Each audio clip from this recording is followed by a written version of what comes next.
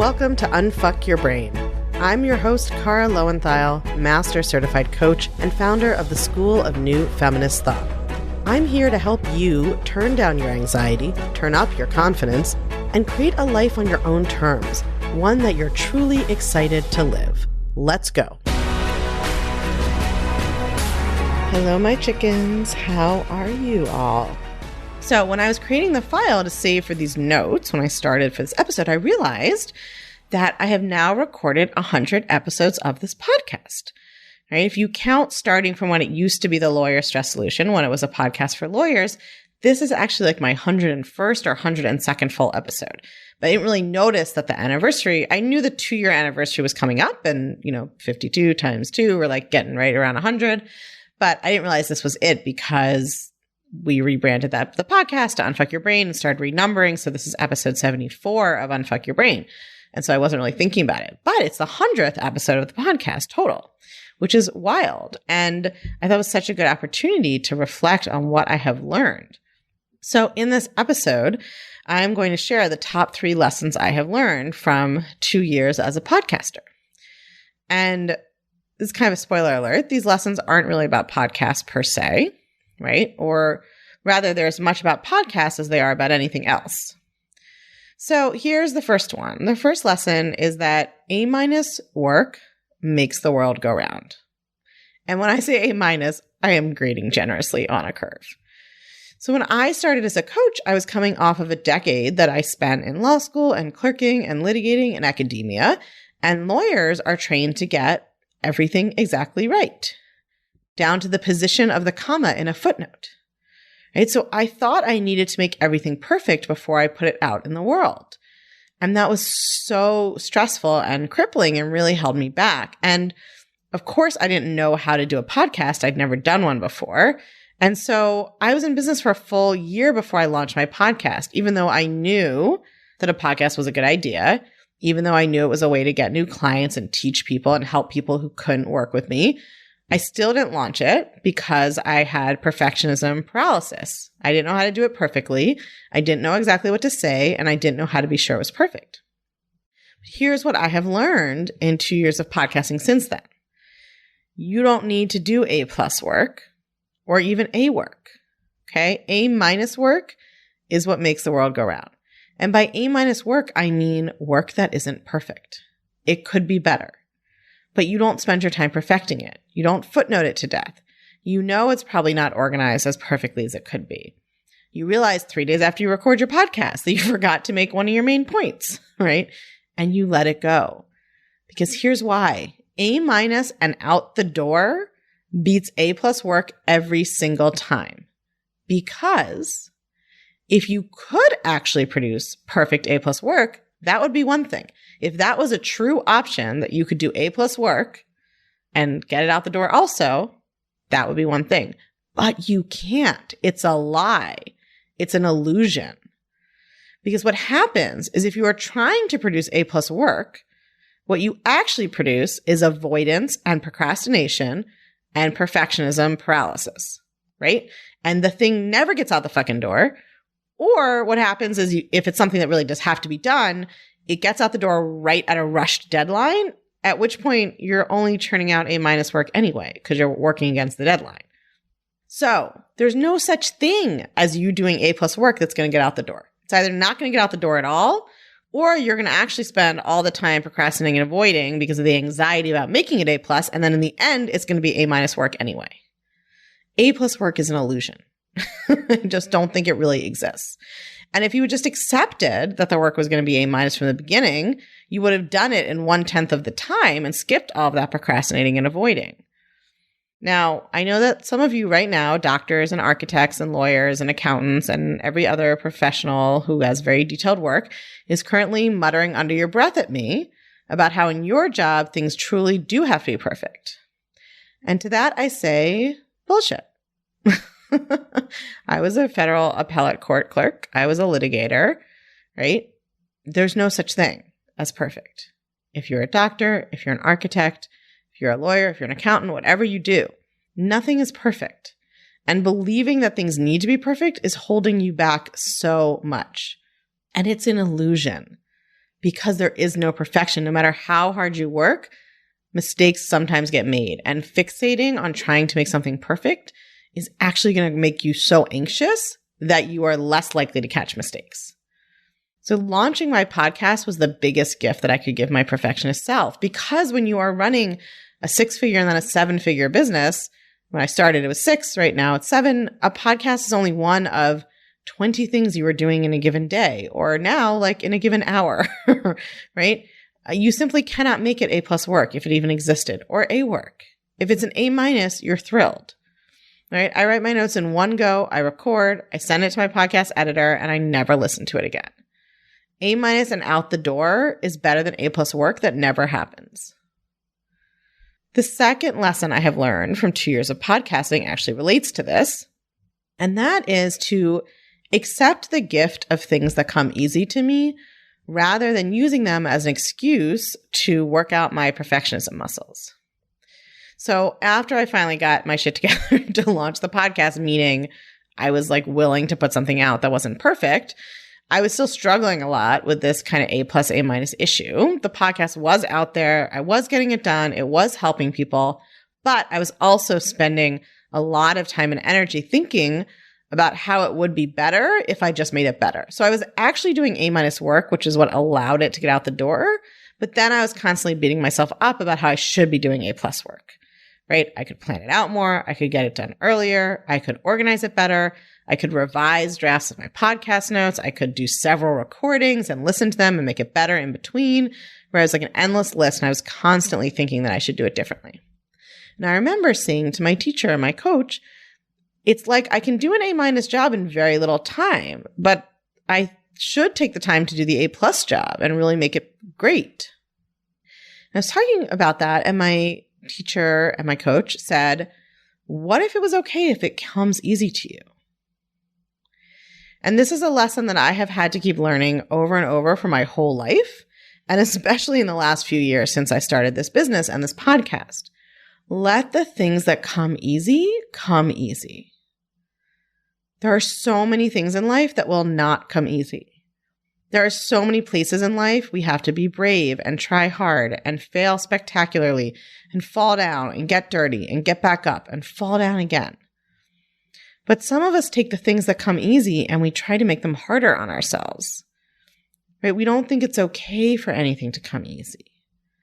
Because if we can do an A- job easily, we think then we should do the A+ job, or at least the A job, because that would be even better. And because if something comes easily, then we didn't try and it's not worthwhile. Because here's the thing, this thought pattern, it has nothing to do with the quality of the work. It really has nothing to do with the purpose you're doing the work for. Because really, even though I'm talking about A-, A+ work as if we could tell what the difference is, we really have no idea what's A+ or A- work, right? That's what I realized when I really dug into this thought pattern. I was assuming if I revised the podcast notes 12 times, it would be better at the end. But what if that's not true? What if it was worse? What if it made less sense? What if it connected worse with people? Right? What if my particular genius is that I can do a podcast from start to finish in 2 or 3 hours and it's great the way it is? Right? What if messing with it would make it worse and worse? I was assuming, I'll reach more people and teach them better and they'll get more benefit if I make it perfect. But what if that's completely wrong? Right? What if the people who learn from me would be turned off by something too perfect and polished? I truly can't know. Right? Which is how I know that the fixation on doing it better isn't really about the quality of the work. It's just about criticizing myself and assuming that if something comes easily, then it's not worthwhile or good enough, and that being different than I am is always better. If you are loving the podcast and what you're learning here, then you are going to absolutely die for my book, Take Back Your Brain: How a Sexist Society Gets in Your Head and How to Get It Out. I truly believe that this book became an instant national bestseller because it is so concrete and actionable and illuminating, so that you actually are learning why your brain is the way it is and you're learning how to change it. I wrote every single word myself. I read the audiobook myself. So if you are loving the podcast, you are going to love the book. And the book is really a one-stop shop for how to understand exactly why your brain works the way it does and how to actually change it. You can get it wherever books are sold, and you're going to be able to take this work so much deeper and learn so many new concepts and tools and exercises that aren't part of the podcast, because that's how publishing contracts work, that I just know that if you love the podcast, you're going to love the book too. But there's so much to work on in life. There are plenty of things I have to learn how to do well through trial and effort. It's okay to let this be easy. This lesson, I keep learning it, but it has been so impactful in other areas of my business. Pretty much anytime I create content now, a workbook, an exercise, a talk I'm going to give, the mantra I try to have is let it be easy. I'm not saying I don't read things over and revise and try to make sure I'm communicating effectively, and I definitely still sometimes get caught up in this thought pattern. But if one of my gifts is that I can teach and communicate easily without a ton of preparation, that's something I can celebrate and enjoy rather than distrust. Because that just means, after all, that I have more time to work on improving the areas where I really do need more work, right? That's what's so crazy about this thought pattern is it never actually makes us work harder on the thing that comes easy to us, because the whole thing is it comes easy, right? So all it does is just waste effort and time and energy in self-flagellation, when if we just accepted that the things that come easy, then we could spend that energy working on the things that don't come easy. And we would actually get so much more done, and it would be so much more pleasant. So that's the second lesson. The third lesson I've learned is that small steps add up. This sounds obvious, I realize, but perfectionist brain loves to dream big and then do nothing, right? Because if we can't do huge, perfect things immediately and perfectly, then why even bother? So I've talked about this on the podcast before. Early in my coaching career, I read a book called The Slight Edge, which is by this guy named Jeff Olson. It's about 17 times longer than it needs to be, but it was still really powerful. And basically explains that compound interest works in your life as well as in your finances.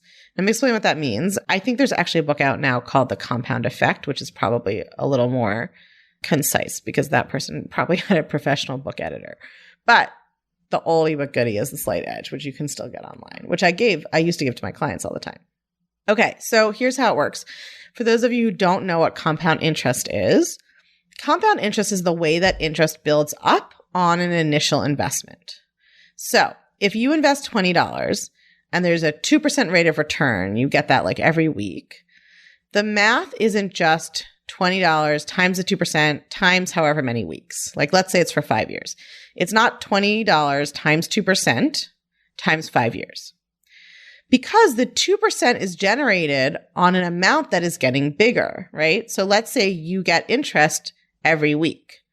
On the second week, you now have a little bit more than $20, right? You're getting the 2% return, 2% interest on $20. So now you have $20 plus 2% of $20, which is $20.40.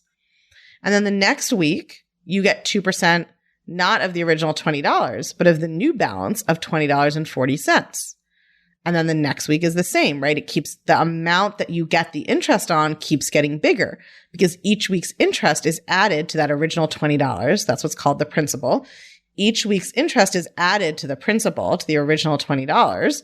So that original amount gets bigger and bigger. And then each week you're getting 2% on the bigger amount, right? And it keeps going. So the amount of money that you're getting the 2% interest on gets bigger as each accumulation of weekly interest gets added onto it, right? So if you don't like math or finance, just rewind that once or twice. I promise it'll make sense. So you think about that in your life. It means that every little action you take on its own isn't such a big deal and it doesn't seem like that much. But put together, it creates increasingly and really exponential returns. And I think the podcast is such a good example of that. So we are almost at the 2-year anniversary of the podcast, and I have missed, I think, only 1 week in those 2 years. And I didn't do the math, but I think that's like 90% of the time, whatever it is, 99% of the time. That means that 99% of the time I showed up and recorded a podcast episode every single week, even when I was tired, even when I had other shit to do, even when I didn't want to. Sometimes I went on vacation and then I had to record double episodes ahead of time for weeks or months, right? I've shown up and recorded episodes for every week for 2 years.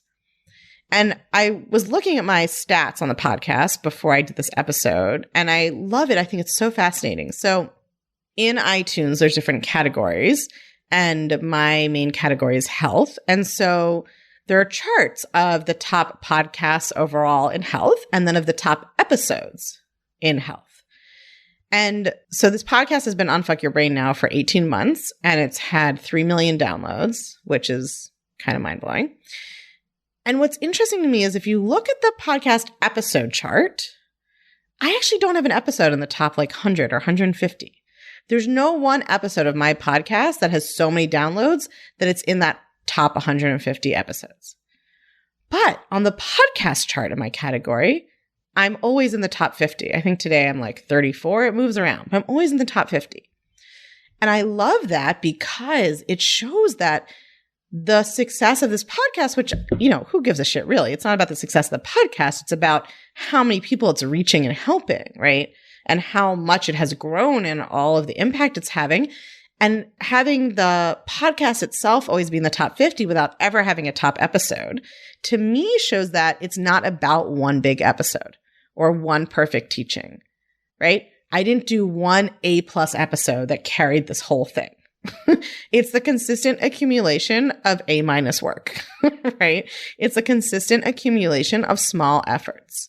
One podcast a week. Some are longer, some are shorter, some are mind-blowing, some not as much. But I kept showing up and I kept recording and I released one every single fucking week. And here we are, right? 3 million downloads in 18 months. So in a way, this really ties back to the first teaching on this episode, which is that perfectionist brain wants you to do that one big perfect thing. But the way you grow and evolve and impact the world is to do many small imperfect things, but to just keep doing them.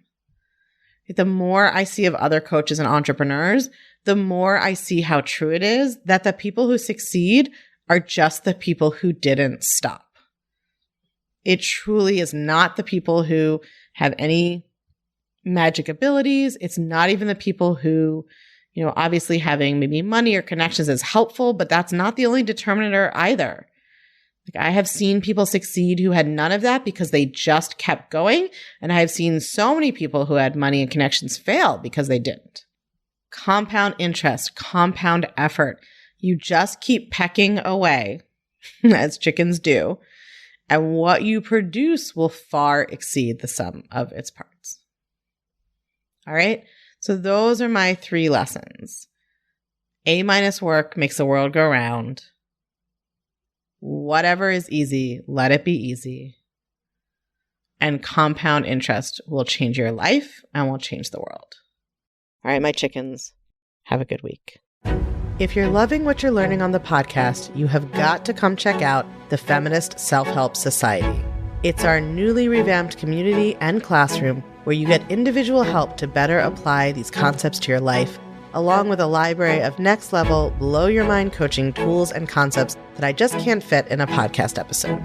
It's also where you can hang out, get coached, and nerd out about all things thought work and feminist mindset with other podcast listeners just like you and me. It's my favorite place on earth, and it will change your life, I guarantee it. Come join us at www.unfuckyourbrain.com/society. I can't wait to see you there.